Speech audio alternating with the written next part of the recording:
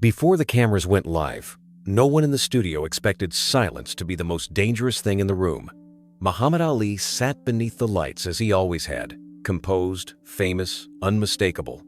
Across from him was a man the nation trusted without question, a decorated war hero whose medals represented years of sacrifice and loss.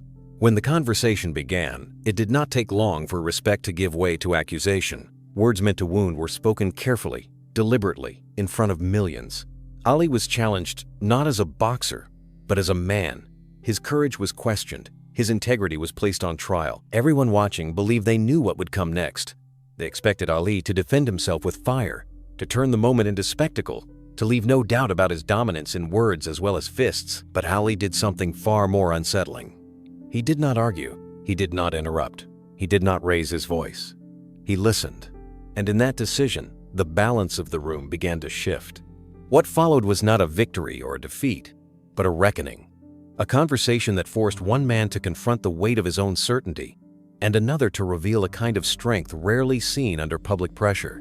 By the end of the night, the humiliation that had been intended for Muhammad Ali would land somewhere else entirely, leaving a war hero questioning everything he thought he understood about courage, conviction, and what it truly means to stand for something when the whole world is watching. The studio lights were too bright for a conversation meant to be civil. They flattened faces, erased subtlety, and left nowhere to hide. Muhammad Ali sat upright in his chair, hands folded loosely in his lap, eyes calm but alert. Across from him was a man the audience had been primed to respect before he ever spoke. A decorated war hero, a symbol of sacrifice, a man whose uniform had once carried him through fire while the nation watched from the safety of their living rooms. The host had framed the segment as a discussion. It had become something else almost immediately. The questions sharpened, the tone shifted. The war hero leaned forward, his voice tight with something deeper than disagreement. When he spoke Ali's name, it was not with curiosity, but accusation. The words that followed were heavy, public, and humiliating. He spoke of duty, of cowardice, of betrayal. He spoke as if the cameras gave him permission to say what many others were thinking but could not say aloud. The room seemed to contract around Ali. This was the moment everyone expected him to explode, to defend himself with that famous tongue, to turn the confrontation into verbal theater. That was the Ali they knew, or thought they knew. The man who could humiliate an opponent without throwing a punch. The man who never backed down. But Ali did not move. He did not interrupt. He did not smile. He did not bristle. He listened. What happened next would not make headlines the way a shouting match would have. There would be no viral clips replayed for laughs. Yet the response Ali chose that night would linger far longer than any insults spoken against him. It would leave the man across from him questioning not only Ali's courage, but his own understanding of it. To understand why that moment mattered, why the silence that followed carried so much weight, we have to return to a specific place and time. It was September of 1970 in New York City, at the height of a country's unrest and a champion's exile from the very thing that had made him famous. By 1970, Muhammad Ali was no longer defined solely by what he did inside the ring. He had become one of the most polarizing figures in America, a man whose name could ignite an argument in a crowded room before his story was even told. 3 years earlier, at the height of his athletic dominance, Ali had made a decision that permanently altered the course of his life. When called to serve in the United States Army during the Vietnam War, he refused induction, citing his religious beliefs as a Muslim and his moral opposition to the conflict. It was a choice rooted in conscience, but it collided violently with a nation already fractured by fear, grief, and anger. The consequences were swift and unforgiving. Ali was stripped of his heavyweight championship. His boxing license was suspended across most of the country, and his income vanished almost overnight. The prime years of his career, when speed and reflex still lived effortlessly in his body, were taken from him not by an opponent, but by a system determined to make an example of him. He faced a potential prison sentence and lived under the constant pressure of legal appeals that stretched on year after year. To many Americans, particularly those with sons, brothers, or husbands fighting overseas, Ali's refusal felt like a personal betrayal. The United States itself was in turmoil. Night after night, television screens filled with images of burning villages, wounded soldiers, and flag-draped coffins arriving home in silence. College campuses erupted in protest. Cities trembled under racial tension and political violence. Patriotism had become a blunt instrument, wielded to separate loyalty from dissent, courage from cowardice. In this atmosphere, there was little room for moral complexity. You were either for the war or against it. And Muhammad Ali, outspoken and unyielding, had made his position impossible to ignore. Ali understood exactly what he stood to lose every time he spoke publicly. Each interview risked further alienation, further misunderstanding. Yet he continued to show up, not because it was safe, but because retreat would have felt like surrendering his voice. The television appearance that night was not a casual booking. It was a calculated risk. Ali knew he would be challenged, perhaps attacked, by people who believed deeply that his stance dishonored the sacrifices of others. What he could not know was how sharply that conflict would crystallize, or how profoundly it would test not his defiance, but his restraint. The man seated across from Muhammad Ali that evening was not a caricature of authority or a convenient antagonist chosen for drama. Colonel Thomas Harlan was, by nearly every public measure, a figure worthy of respect. In his early 40s, he carried himself with the quiet rigidity of someone who had learned long ago that hesitation could cost lives. His posture was straight, his gestures restrained, his voice controlled in a way that suggested years of giving orders under pressure. When the host introduced him, the credentials came first. 2 tours in Vietnam, an infantry officer, recipient of the Silver Star and Bronze Star, a man who had led soldiers through terrain most Americans would only ever see on a television screen. But those details, impressive as they were, barely hinted at what Harlan carried beneath the surface. He had commanded young men barely out of high school, many of whom had never traveled farther than the next state before being sent halfway around the world. He had watched fear harden into resolve in their faces, and then watched that resolve fail them in moments when training and courage were not enough. He remembered the sound of helicopters lifting away with the wounded, and the heavier silence when they did not come back for the dead. Leadership, for Harlan, had meant absorbing responsibility for every decision, every loss, every letter written to a family that would never be whole again. When he returned home, the transition had been uneasy. The war did not end cleanly in his mind. It lingered in fragments, sudden noises, half-remembered faces, unanswered questions about what had been accomplished and at what cost. He found purpose again by speaking publicly, advocating for veterans, and defending the idea that sacrifice must mean something, that it must be honored and understood, not questioned or dismissed. Over time, he became accustomed to being seen as a moral authority on the subject of war. Muhammad Ali complicated that authority. To Harlan, Ali was not simply a famous boxer with controversial views. He was a symbol of a cultural shift that felt threatening and deeply personal. While Harlan's men had followed orders into danger, Ali had refused an order entirely and yet remained free, visible, and influential. The contrast gnawed at him. It felt, at times, like an accusation directed at his own choices, even if Ali never intended it to be. Harlan did not arrive at the studio seeking humiliation or spectacle. He believed, sincerely, that confronting Ali publicly was a form of advocacy, a way to speak for those who could not appear on a television set to defend themselves. Yet beneath that sense of duty lived unresolved grief and anger, emotions sharpened by years of watching the war reduced to slogans and debates. When he looked at Ali, he did not see a man of conscience. He saw a question that had never stopped haunting him: why some men were celebrated for refusal while others were buried for obedience.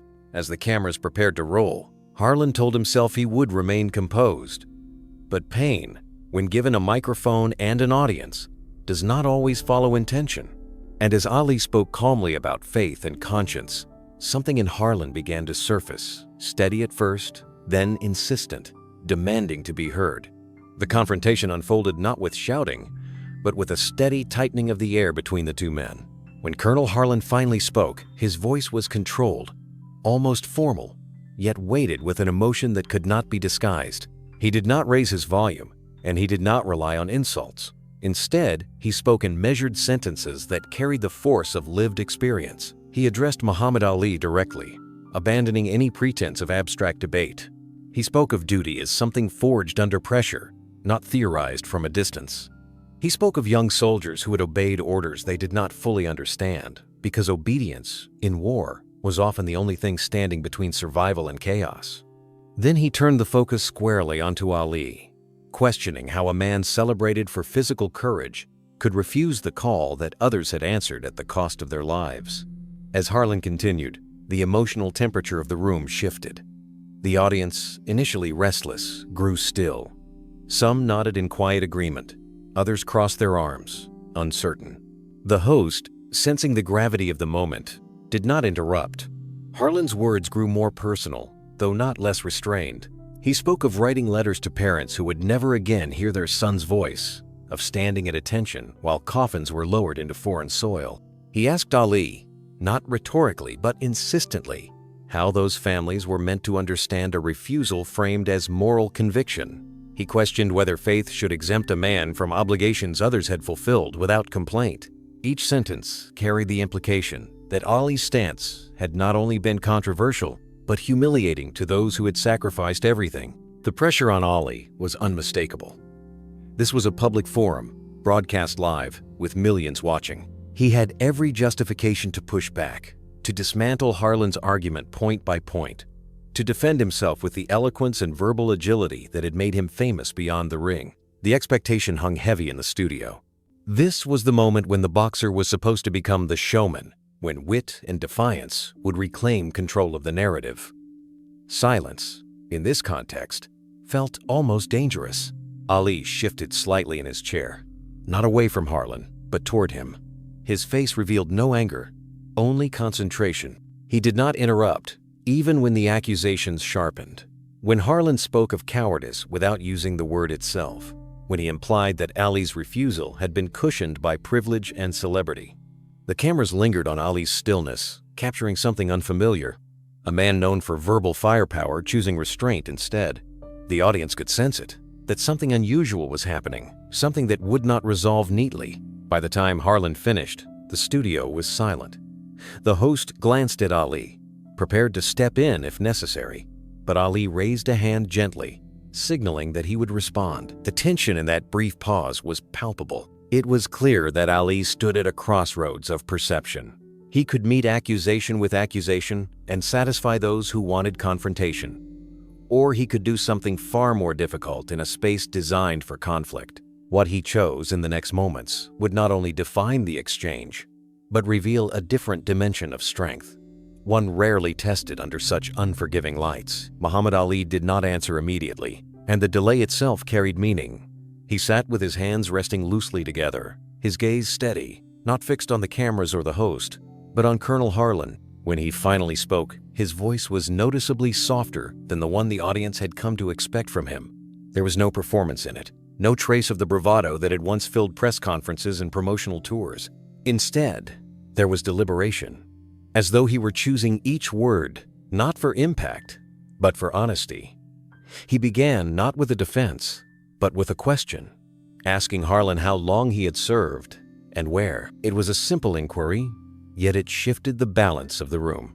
Harlan answered, surprised, naming places that carried weight beyond geography. Ali nodded slowly, absorbing the response, and then asked another question, this one more personal. He asked how many men Harlan had lost under his command. The question landed heavily. Harlan hesitated before answering, his composure tightening as he named a number that no statistic could soften. Ali did not react outwardly.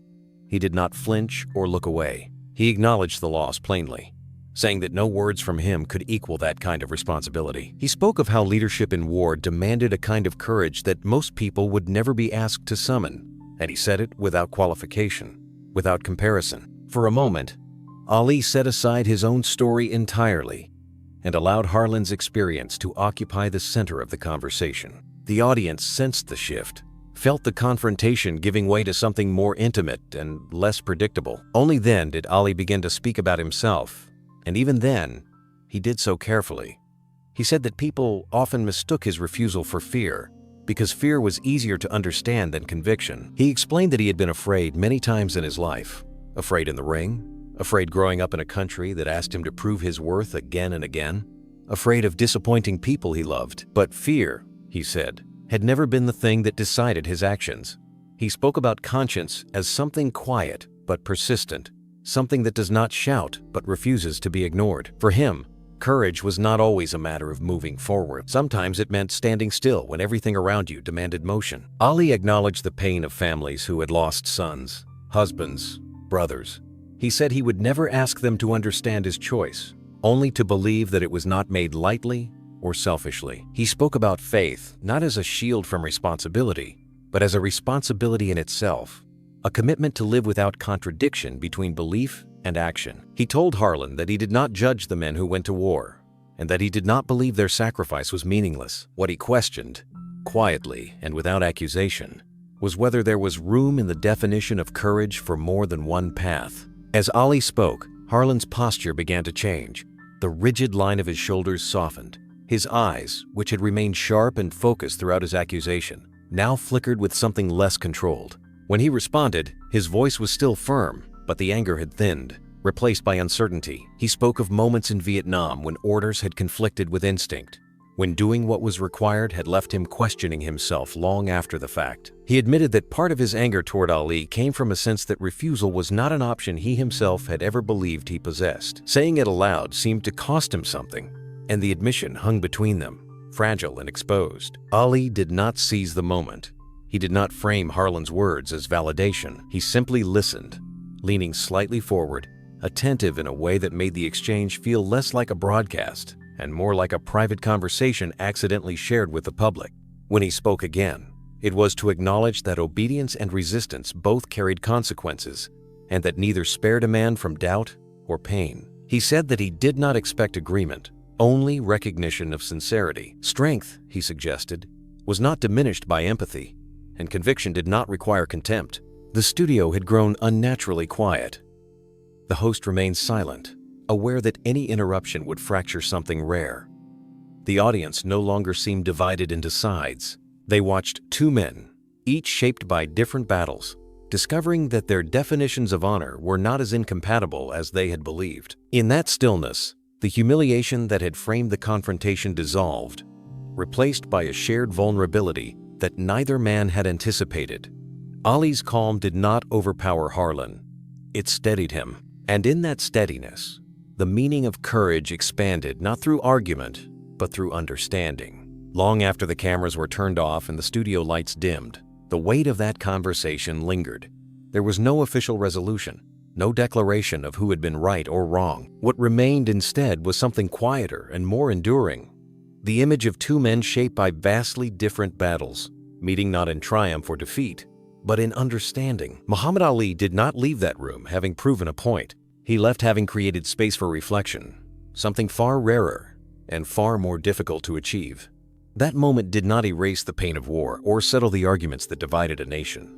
It did not ask anyone to abandon their convictions.